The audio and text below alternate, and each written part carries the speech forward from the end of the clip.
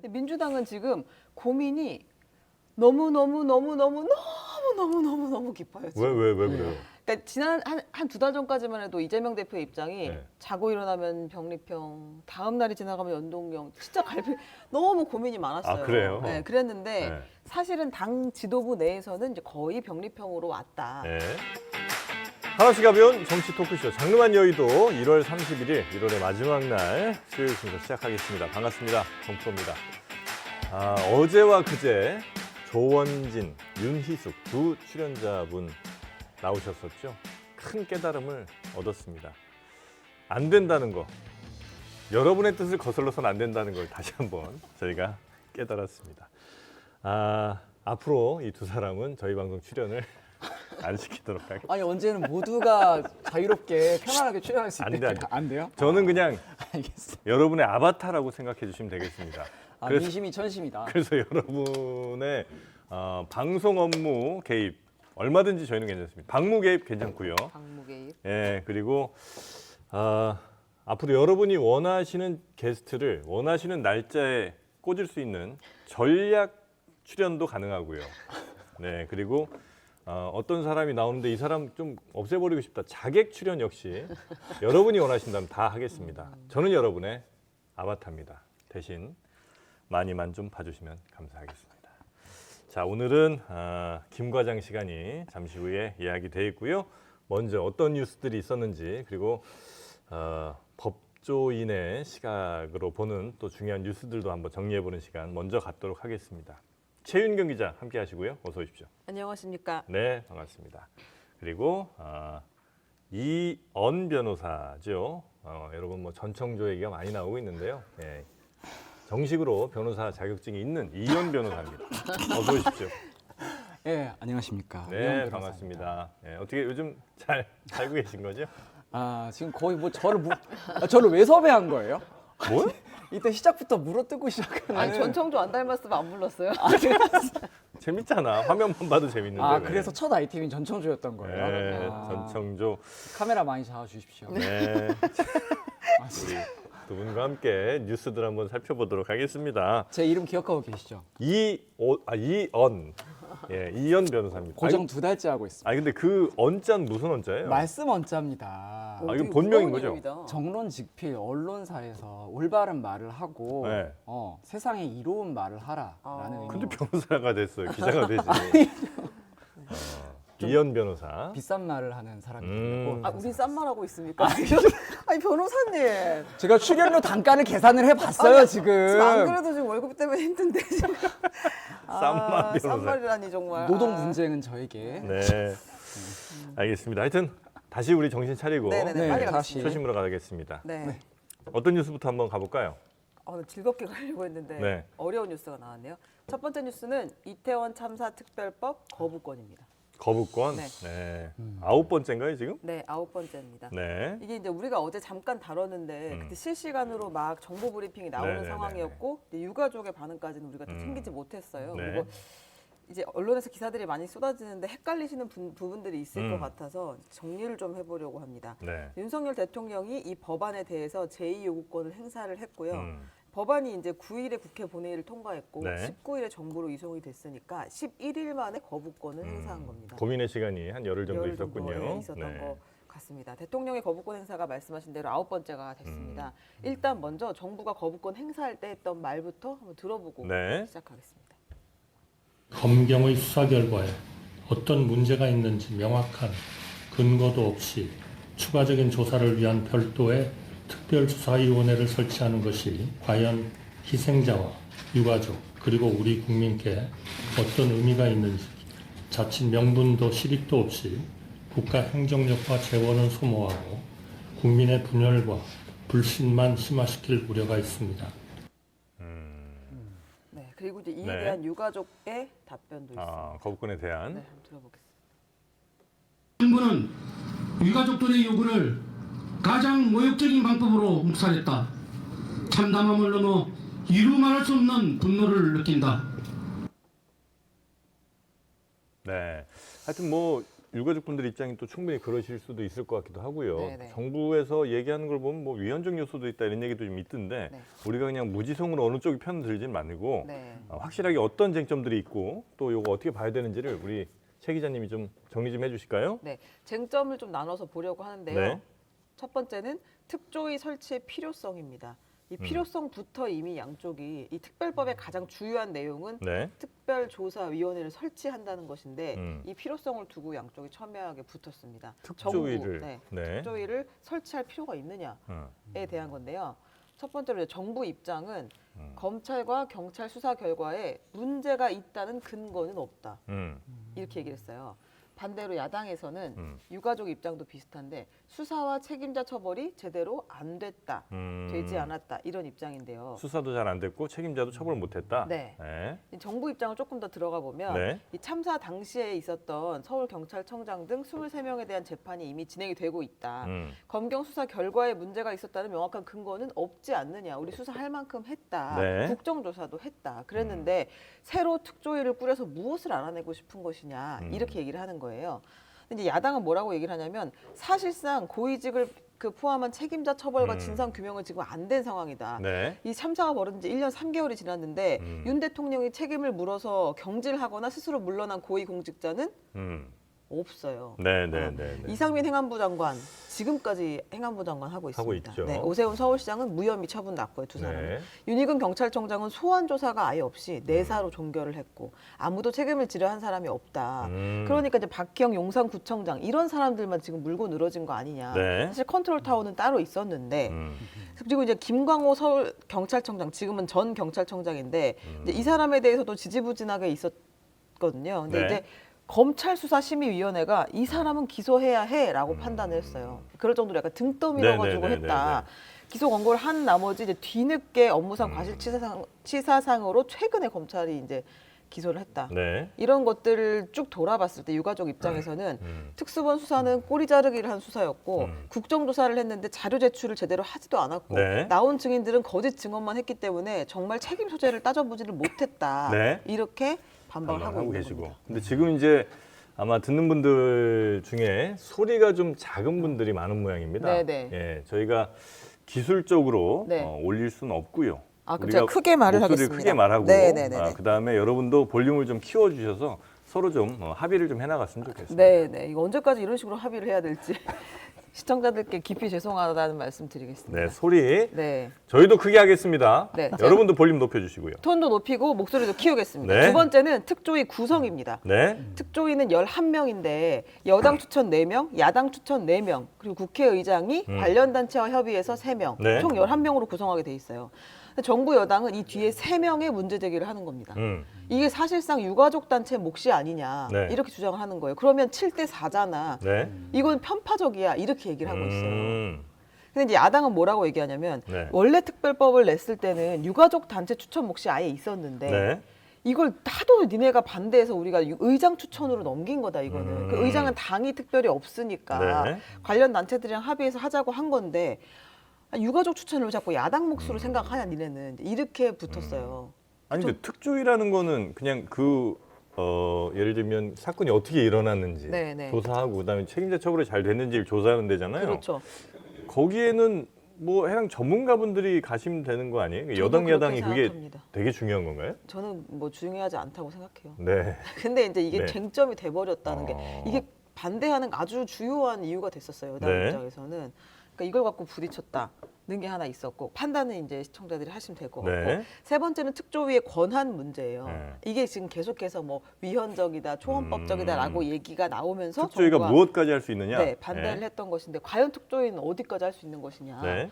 이제 정부는 초헌법적 기관이라고 얘기를 하고 그다음에 야당은 정부 주장은 오바다, 과장이다 이렇게 얘기를 하고 있는데요. 그 여러 가지 이슈가 있습니다. 네. 먼저 정부가 배포한 보도자료를 보면 거부권의 첫 번째 이유로 든 게 영장주의 훼손이에요. 변호사님 네. 잘 듣고 판단해 주시면 될 것 같은데 이 특별법에서 뭐라고 나오냐면 특조위 조사위관에서 결정적 증거 자료를 갖고 있거나 정보를 가진 사람이 정당한 이유 없이 2회 이상 출석에 응하지 않을 경우 네. 특조위 의결로 동행명령장을 발부할 수 있다. 이 동행명령장이 지금 이슈가 됐어요. 동행 명령장. 네. 그러니까 이 정부 여당은 이게 위헌적이라는 거예요. 예.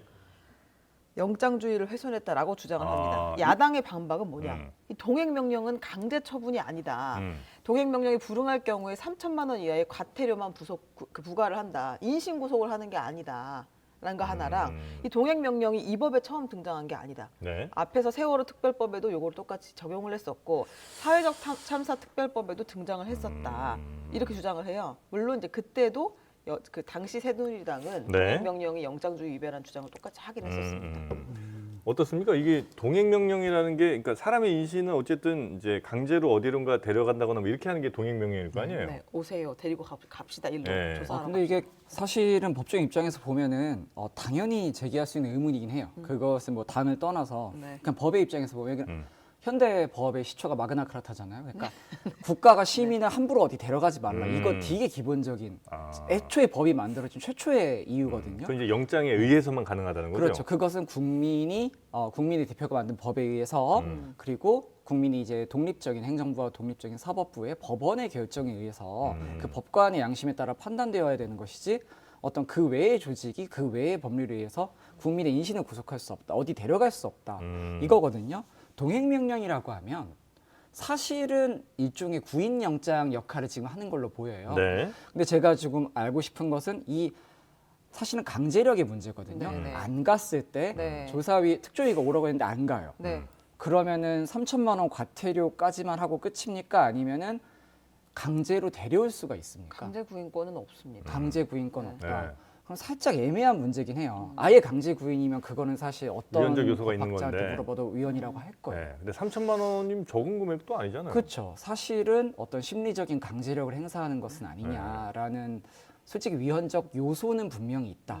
법학자 입장에서 네. 논쟁이 그렇게는 붙을 볼수 만하다 있겠네요. 이렇게 볼 수 있군요. 논쟁할 만해요. 네네. 그 정부의 두 번째 또 네. 주장은 뭐냐면 이것도 역시 비슷한 느낌인데 진상규명에 필요한 자료나 물건을 가지고 있는 사람이 정당한 이유가 없이 2회 이상 제출을 거부할 네. 때 그때 검찰이나 공수처장에게 영장 청구를 의뢰할 수 있다. 네. 이렇게 되어 있는데 정부는 이게 이제 신체의 자유 등 기본권 침해 소지가 있다라고 얘기를 해요.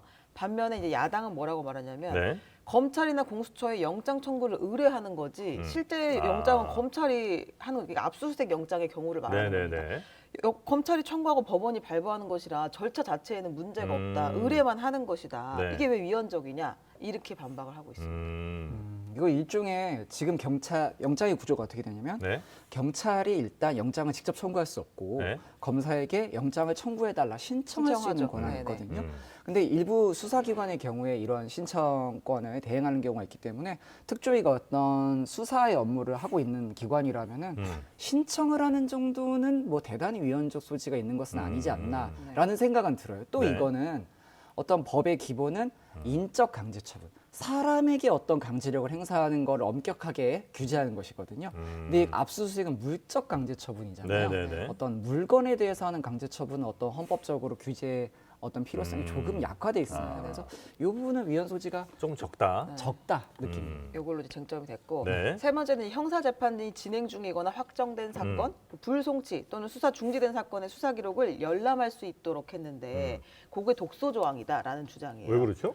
그러니까 이제 야당에서는 뭐라고 얘기하냐면 특조위가 재조사를 하려고 하면 네. 앞에서 어떻게 수사가 됐고 왜 불기소가 됐는지 이 시작점을 당연히 확인을 해야 되는 거고 그 조사 편의성을 위한 것이다. 다 불러서 처음부터 볼 수는 없는 거 아니냐. 네네네네. 이렇게 반박을 하고 있어요. 불송치 또는 수사 중지된 사건의 수사 기록을 열람할 수 있도록 하는 거 이게 네, 이제 수사 기록을 보는 것 자체가 네. 독소 조항이다라고 주장을 하고 있습니다. 정부에서. 근데 이제 조사위 입장에서는 어쨌든 이게 제대로 됐는지 안 됐는지를 확인하려면 그 수사 기록을 좀 볼 필요가 있다고 판단할 네, 수 그렇게 있겠군요. 주장하고 있어요. 네. 그렇죠. 왜냐면은 애초에 특조위가 일종의 특검처럼 네. 다른 수사기관이 했던 것을 못 믿겠다 아닙니까? 네. 그렇죠. 검경의 수사가 부족하다. 제대로 해보겠다 중립적으로. 이런 검경. 거. 네, 그렇죠. 네. 검경 같은 경우에 검갱 아니고.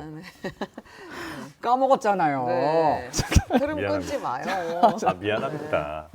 IM 실례입니다. 네. 자, 다시 실례하셨고 네. 다시 보면은 그 기록 같은 거 당연히 볼 수 있어요. 네. 그래야 수사가 제대로 됐는지 네, 본단 네, 말이에요. 네. 특검법에도 그런 게 들어가 있기 때문에 네. 특조위에서도 그걸 특별법으로 정해놓은 법률로 정한다면 문제가 없는 것이 아닌가라는 느낌은 들거든요. 네네네. 이제 마지막은 예산 문제입니다. 예산. 네. 예산이요. 이건 중요하지. 아니 예산은 이제 들어가는데 2년 동안 인건비 등으로 96억 원이 들어갈 것이다. 이게 사실상 뭐 결과가 없다고 하면 네. 뭐 예산을 너무 많이 소모하는 게 아니냐. 행정력과 인건비를. 근데 야당에서는 재발 방지를 위해서는 당연히 필요한 일이다라고 주장을 하고 있습니다. 특조위 예산만 96억 한 100억 가까이 된다는 거죠? 네. 2년 동안 그만큼 든다. 이런 거였습니다. 이런 쟁점들인데 판단은 이제 네, 시청자분들이 하시면 될 것 같고. 근데 아마 요런 내용들이 있다는 거 물론 이제 꼼꼼히 찾아보신 분들은 또 아실 수 있겠으나 네. 그냥 찬성이냐 반대냐 혹은 누가 거부했다 이거 다시 뭐 제의해야 된다 등등 이런 쪽으로만 너무 관심 가지다 보면 이 법안이 정말 무엇인지 네. 모르고 넘어갈 수가 있는데 두 분이 잘 정리를 해주신 것 같습니다. 네, 네. 아니 혼자 만족하세요. 되게 뿌듯한 표정으로 네, 그러네요. 아버지 미소 네, 붙이면서 왜냐면 진짜 저도 가끔 이게 뉴스 보면 아니 찬성이냐 반대냐 되게 많아요. 그래서 뭐 맞아요. 말잔치는 참 많은데 뭐 누굴 뭐 모욕 줬다 아니면 뭐 다 나라 말아먹는다 등등이 많은데 무엇 때문에 이런 얘기들을 하는지를 제대로 다룬 언론이 별로 없더라. 저는 그렇게 봤습니다. 그래서 굉장히 저는 지금 이 순간이 자랑스럽습니다. I'm proud of you. 넥스트 타임 정리 안 해요. 우리. 아니 근데 이 결과가 뭐냐면 네. 그러니까 정부는 사실 어제 그걸 얘기하면서 네. 배상안을 같이 빨리 추진하겠다고 했어요. 그쵸. 근데 이제 이 말은 조금 전 이상하게 들렸던 게 네. 피해자위원회를 조직하고 확정 판결이 나기 전이라도 배상을 먼저 하겠다, 선배상하겠다고 했잖아요. 근데 이제 뭐 변호사님도 당연히 그렇게 설명하실 수 있겠죠. 배상이라는 거는 그렇죠. 잘못했을 때. 잘못이 있다는 거를 정부가 인정을 하는 거잖아요. 네네. 근데 보상, 예. 네, 보상일 경우에는 사고이면 보상을 하지만 근데 이거는 배상이라는 건 명확한 잘못이 있었다는 걸 사실 인정하고 정부가 네네네. 하겠다는 그렇죠. 건데 아니 이제 그러면 어떤 잘못이 있었고 우리가 어떻게 문제를 다시 일으키지 않을 것인지 정확하게 어디까지 이게 그때 잘못된 결정을 했던 것인지를 확인을 하고 싶은 거예요, 유가족 입장에서는. 네네네. 근데 이제 배상을 빨리 해버리겠다.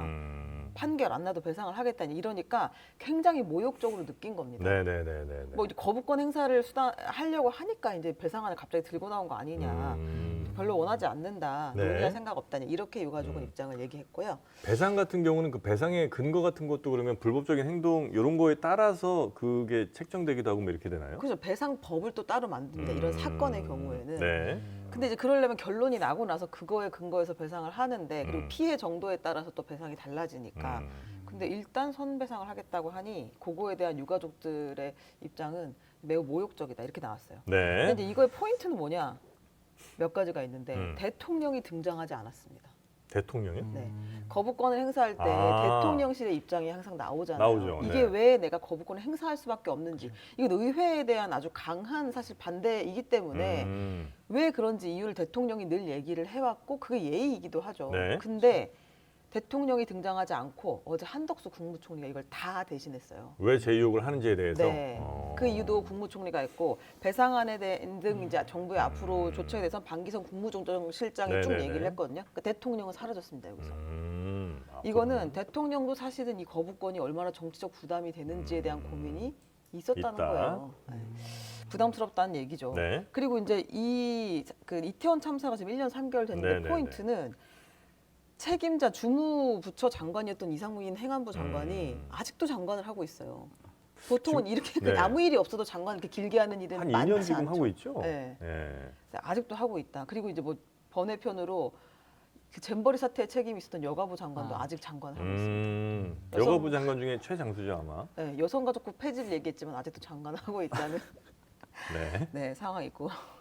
그다음에 이제 조사 기구를 출범하는 게 이게 자꾸 네네네네. 정쟁의 소지가 된다는 네. 주장을 하니까 이거는 총선 이후로 미루기로 했습니다. 요 부분 한번 짚어가야 될 것 같아요. 네네네. 좋습니다.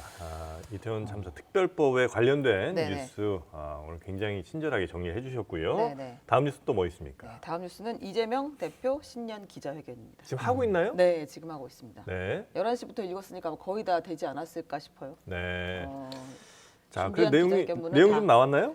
내용은 직접 보시는 게 좋을 것 같습니다. 아, 윤석열 그렇습니까? 정부에 대한 네. 이 문제 제기들을 계속했고 그리고 앞으로 어떻게 하겠다라는 이야기를 했고요. 총선 승리를 호소할 것으로 보이는데 이 이제 늘상 기자회견에서 계속 야당은 원래 대통령에 대한 반대를 하기도 하잖아요. 네. 거기서 새로운 포인트가 있지는 않았어요. 근데 네, 아마 질문과 답변 사이에 새로운 포인트가 나오겠죠. 그거는 아마 이제 내일 저희가 정리해서 전달해드릴 수 있을 것 같고요. 네. 오늘의 재미있는 포인트는 음. 이 기자회견도 있는 가운데 기자회견을 원래 대통령이 먼저 하게 돼 있어요.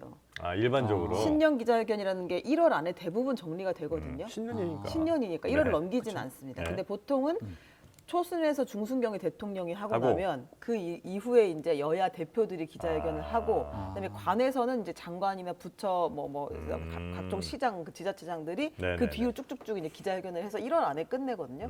이제 기다리다 여기도 많이 늦어졌습니다. 그래서 언제 1월 하나. 안에 끝내긴 하겠다. 그래서 네. 이제 오늘 하게 된 것인데요. 네. 오늘의 진짜 포인트는 이재명 대표가 공천을 받기 위해서 면접을 봅니다.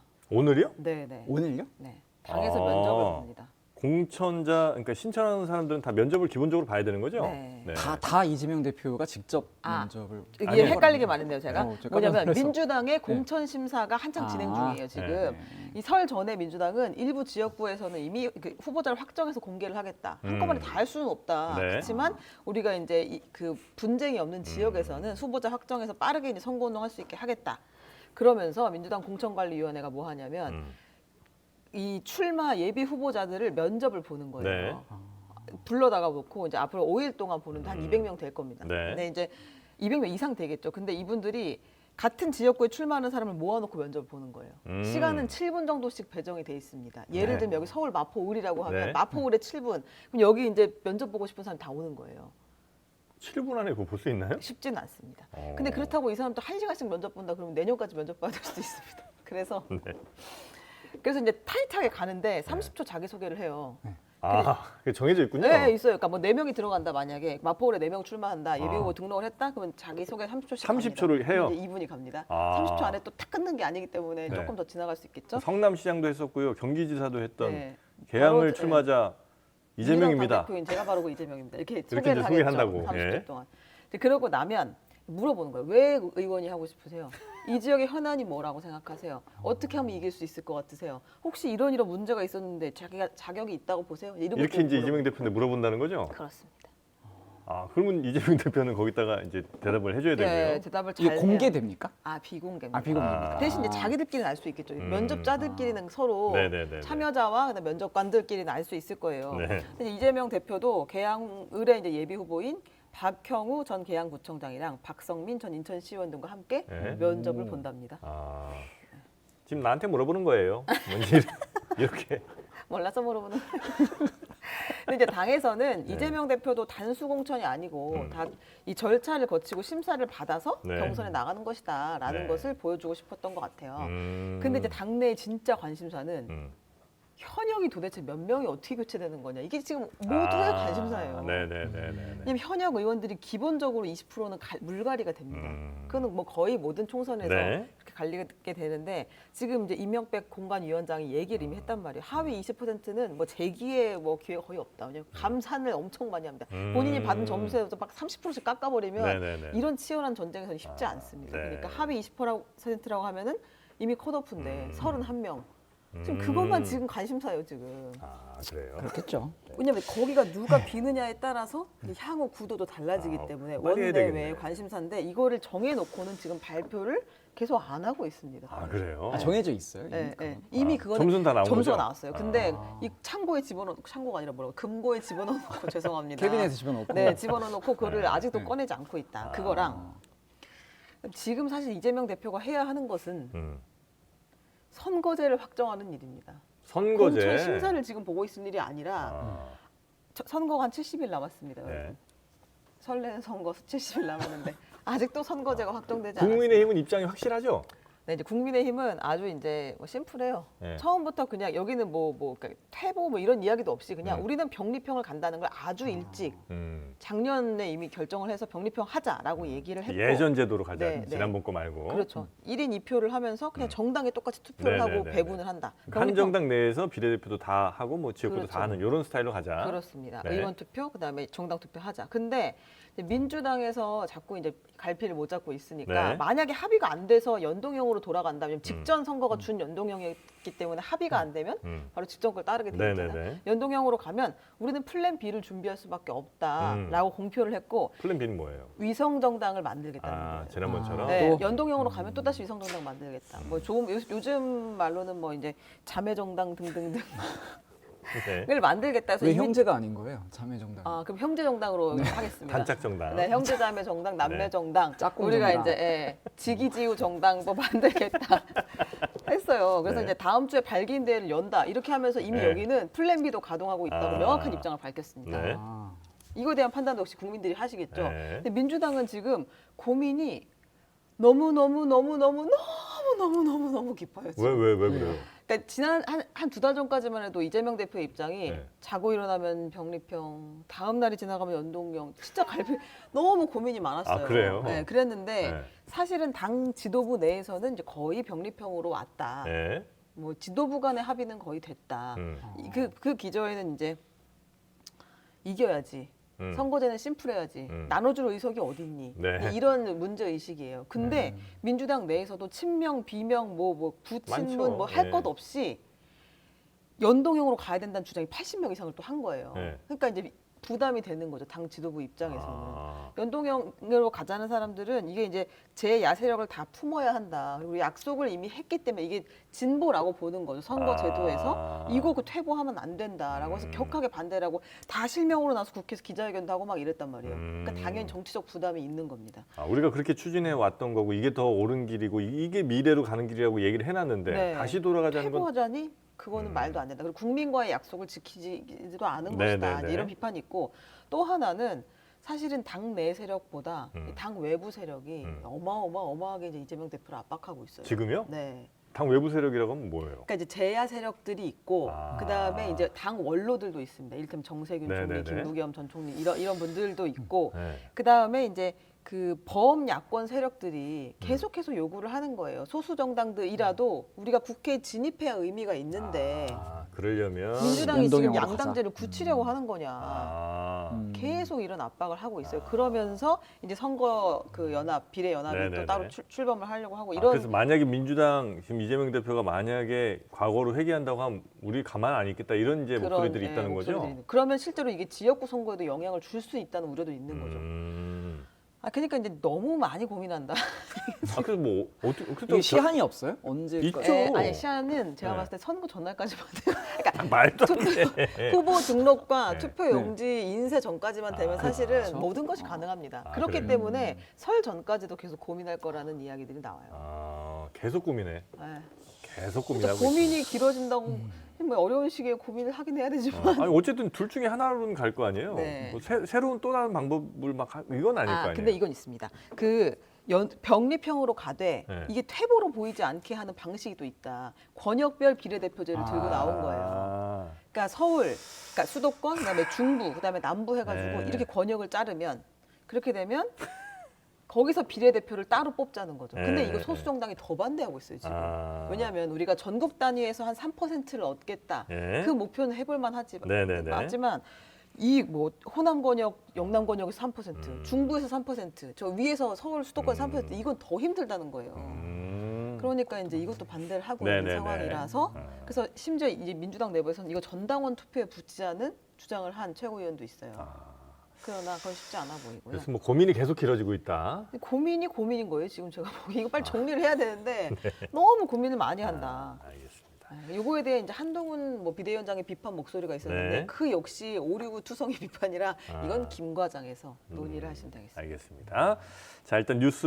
오늘은 뉴스 아마 보시면서 많은 지금 현재 정치권 현안들을 이해하는 데 도움이 될 만한 이런 시간이 아니었나. 아주 자연스럽습니다. I'm proud of you. 자, 그리고 시간이 없- 김 이제 싫어하는 것 과장을 같습니다. 모셔야 됩니다. 네, 김 과장 가야 되죠. 네. 자, 우리 법적으로 좀 살펴볼 만한 사건들 빨리 한번 가볼까요? 네, 빠르게 한번 훑어보겠습니다. 네. 저희가 좀 가벼운 소식으로 준비를 하려고 했는데 네. 이렇게 또 야구 팬 여러분들에게는 좀 달갑지 않은 소식일 수 있을 것 같아요. 음. 프로야구팀 기아 타이거즈의 김종국 전 감독님이 이제 감독이 배임 수재 혐의를 받고 있다는 소식 전해드립니다. 이게 원래는 이제 그 기아 타이거즈의 장정석 전 단장이 FA 선수한테 뒷돈을 요구했다 이런 수사가 진행되고 있었거든요. 네. 그거는 좀 다들 알고 계실 텐데 이거를 수사하면서 네. 장 단장이 어떤 주거지 핸드폰 압수수색을 하다 보니까 네. 새로운 혐의로 이제 뭐 광고 업체로부터 뒷돈을 받았다. 배임 수재 혐의가 새로 나온 거예요. 근데 그 과정에서 김종국 전 감독도 같이 받았다. 여기 이제 포착이 된 거죠. 그래서 이제 JTBC 취재를 좀 저희가 종합을 해보면은 네. 이제 재작년이군요. 2022년 7월 한창 시즌 중인데 인척 문학 경기장에서 김종국 전 감독이 그 커피업체 회장을 만나서 100만 원권 수표로 60장, 6천만 원을 받았다. 이거 안 되죠. 네. 이거 안 된다고 제가 그렇게 말씀드렸고 커피는 무조건 읍천리 커피라고 말씀드리지 않았습니까? 네. 이각을 본다고? 아, 이각을 네. 본다고? 읍천리 커피로 네. 여러분도 가셔야 됩니다. 네, 뒷돈은 받지 않았습니다. 네. 앞돈을 받습니다. 네. 예. 저희 이제 이 과정에서 아무래도 이 선수들 유니폼 보시면 견장 붙어 있죠. 네. 네. 여기 이런 견장 광고라고 합니다. 그런 거를 이제 그 견장 광고 계약 체결 네. 그리고 계약을 또 계속 유지해 달라 이런 명목으로 받았다. 즉 배임 수재를 했다라는 혐의를 받고 있는 것이거든요. 이에 관해서 이제 기아 타이거즈 측 어떻게 보면은 김종국 전 감독 측은 네. 입장이 좀 확고합니다. 그러니까 감독이 광고주한테 돈 받고 계약하는 계약 업무에는 전혀 그 업무가 없다. 내 업무 담당자가 아니니까 업무 관련해서 받은 것이 아니다. 그러니까 업무상 무죄다. 배임이 아니다는 거군요. 그렇죠. 그런 주장을 하고 있습니다. 받기는 받았지만 돈 받은 건 맞고. 예, 돈 받은 건 인정하고 있습니다. 돈은 받았지만 업무상 배임으로 할 수는 없다. 아니 실제로 그래서 기각이 나왔어요. 이제 네. 영장이 청구가 됐었거든요. 네. 그래서 어제 오전에 네. 서울중앙지방법원에서 영장 실질 심사가 열렸습니다. 이렇게 되면 무슨 죄예요? 그러니까 배임은 아니고 무슨 죄입니까? 이렇게 배임 수재죄입니다. 아니 배임이 아니라며. 그렇죠. 자, 이 부분에서 제가 보기에는 네. 지금 이제 정프로님도 살짝 헷갈리실 수 있는데 이게 법조인들 눈으로 보면은 이게 너무 당연한 거거든요. 근데 김종국 그 전 감독 측에서 내가 배임이 아닌데 왜 유죄냐 이런 식으로 나오고 있고 검찰에서는 당연히 유죄지 이러면서 영장을 네. 청구한 거잖아요. 이게 배임이랑 배임 수재가 엄청 비슷해 보이는 다릅니다. 배임과 배임 수재. 네, 그게 달라서 발생하는 문제거든요. 배임죄 같은 경우에는 업무자 범위를 되게 좁게 봐요. 왜 그러냐면 돈을 안 받았잖아요. 네, 돈을 네. 안 받아도 배임죄가 성립합니다. 네. 그러다 보니까 처벌을 굉장히 너무 쉽게 처벌이 되니까 업무자 범위를 되게 좁혀요. 근데 배임 수재는 이미 돈을 받은 거잖아요. 그럼 어느 정도 이미 불법성이 있지 않냐라는 게 추단이 되잖아요. 그러다 보니까 배임이라는 건 회사에 손해를 끼친 것 자체를 배임이라고 일반적으로는 보는 건가요? 일반적으로는 재산상 사무를 처리하는 자, 어. 어떤 그 재산상 사무의 권한을 딱 가진 사람, 음. 그 사람이 잘못해야 돼요. 네. 그게 배임죄입니다. 그래서 회사에 손해를 끼쳤다. 그렇죠. 그런 배임이고 근데- 배임 수재라는 건 청탁을 받아서 실제로 돈을 수가 받아야 있을 됩니다. 경우에 근데 이 업무 처리자 범위를 되게 넓혀요. 네네네네. 그 신임 관계가 있고 대외적으로는 처리 권한이 없더라도 대내적으로 신임 관계가 있어서 합리적으로 업무를 처리할 것으로 기대할 수 있는 관계만 있어도 배임 수재의 대상이 돼요. 네. 배임 수재는 범위가 넓어요. 그러다 보니까 이제 그 감독이라면 충분히 그쵸. 그럴 감독 만한 측에서. 영향력이 있었다. 이렇게 그렇죠. 보는 거군요. 그런 식으로 아마 본 것이 아닌가 네. 싶고 그 부분에서 약간 검찰과 네. 김 전 감독 사이 입장차가 조금 있지 않나 네. 싶습니다. 알겠습니다. 그런 뉴스가 하나 있었고요. 네. 다음 뉴스가 아주 흥미로운 뉴스입니다. 다음 뉴스도 아닌가요? 조금은 좀 씁쓸한 뉴스예요? 소식이긴 아. 한데 이 부분은 좀 우리가 좀 짚어봐야 될 부분이라서 저희가 좀 힘을 줄게요. 네. 왜 그러냐면은 그 한창 시끄러웠죠. 인터넷에서 만난 신대방팸. 네, 그렇죠. 잘 아시는데 네, 제가 대방동 살고 있습니다. 좋은 동네라고 제가 말씀드리고 싶은데 그러기 힘든 사건입니다. 인터넷에서 만난 미성년자들 상대로 성범죄를 저지른 이렇게 자기들 아지트를 만들어 놓고 미성년자들 혹은 가출 청소년을 이제 아지트에 데려다 놓고 성범죄를 저질렀다 이런 혐의를 받는 네. 일명 신대방팸에 네. 대해서 1심 선고가 내려졌습니다. 강력하게 좀 나왔습니까? 한 명에 대해서는 네. 일단 성매수, 성착취물 제작, 배포 음. 요거 한 사람은 이제 징역 4년이 나왔어요. 징역 4년? 그렇습니다. 실형이 나온 거죠. 네. 꽤 센 거라고 보시면 되는데 나머지 3명은 이제 집행유예, 벌금 그리고 무죄. 이렇게 일반인들의 관점에서는 조금 약한 네. 그런 처벌이 나왔습니다. 상당히 약해 보이는데요. 그렇죠. 근데 이거는 이 사건을 떠나서 아직 결론이 확정이 되지 않은 사건이니까 그냥 일반적으로 이런 정신적으로 약간 불안하거나 우울증세가 있는 청소년 그리고 약간 경제적으로 어려운 가출 청소년 이런 사람들 대상으로 한 성범죄가 더 나쁘다고 생각하시잖아요. 더 강하게 처벌해야 된다고. 네네, 그렇죠. 실무상 이게 훨씬 더 무죄가 많이 나옵니다. 네네. 완전 반대입니다. 그게 왜 그러냐면 저도 이 사건을 많이 하거든요. 가출 청소년 사건 지금 하고 있고 네. 지금 우울증 자살 시도하신 피해자 사건도 하나 하고 네네네. 있는데 이게 불기소가 나왔어요. 왜 그러냐면 증언이 일단 잘 안 되고 그러니까 마음이 아프시니까 피해자들이 유일한 증거가 증언밖에 없잖아요. 성범죄는. 네. 근데 증언을 잘 못하시니까 아무래도 기소나 유죄 입증이 좀 어렵고 둘째는 신대방 팸에서 흔히 나타나 이런 패밀리 형태의 범죄에서 나타나는 형태인데 아지트가 있고 네. 거기 청소년들이 숙식을 한다는 얘기는 먹고 잘 데가 없는 사람들이에요. 아. 그러다 보니까 잠깐 때려서 도망갔다가 갈 데가 없잖아요. 다시 와요. 네네. 그럼 판사 입장에서 어떻게 돼요? 그러면은 만약에 너가 정말로 강압에 의한 어떤 타의에 의한 강제적인 성범죄를 당한 도망간다 사람이 거길 왜 또 들어가냐? 이렇게 간다는 거죠? 그럼 이거는 솔직히 내심의 의사로는 어쨌든 어쩔 수 없다라는 합의가 있었던 것 아니냐. 그래서 제가 실무를 해보면은 네. 이런 가출 청소년일수록 어떤 우울증이나 정신적으로 불안 증세가 있는 분일수록 네. 솔직히 무죄가 더 많이 나와요. 갈 곳이 없어서 이게 진짜 그렇죠. 다시 돌아간 것인데 네. 구조적으로 그렇게 판단하는 근거가 되는군요. 이걸 좀 확대 해석하면 매 맞는 남자친구 동거하다가 또 이제 갈 데가 없으니까 다시 돌아가는 경우 있잖아요. 네. 이 경우도 무죄 나온 경우를 제가 많이 겪어봤어요. 매 맞는 남자친구요? 그러니까 남자친구가 그 여자친구를 뭐 이렇게 폭행을 일방적으로 하면서 학대를 했는데 네. 견디다 못해서 도망쳐 나왔어요. 데이트 여자친구가. 폭력인 거예요. 그쵸. 근데 여자친구는 어떤 어리고 미성년자니까 경제적인 능력이 없으니까 다시 돌아가. 3일 만에 돌아와요. 네. 그리고 또 이제 강간을 당합니다. 그래도 이제 법원의 입장에서 보기에는 네. 정말 범죄였어 왜 돌아왔어라는 게 있을 수밖에 갈 없죠. 데가 없어서요. 네, 그런 부분을 두고도 문제가 있고 네. 또 시간이 없겠지만 마지막으로 하나만 네. 짚어볼까요? 하나만 짚어보면은 그렇다면 이 우울증 갤러리라는 곳에서 이런 성범죄가 이루어진 것이잖아요. 네. 거기서 범죄의 대상을 물색하고 애초에 찍어서 들어온 거잖아요. 네. 정신적으로 갈 곳 없고 약한 애들을 거기서 잡자.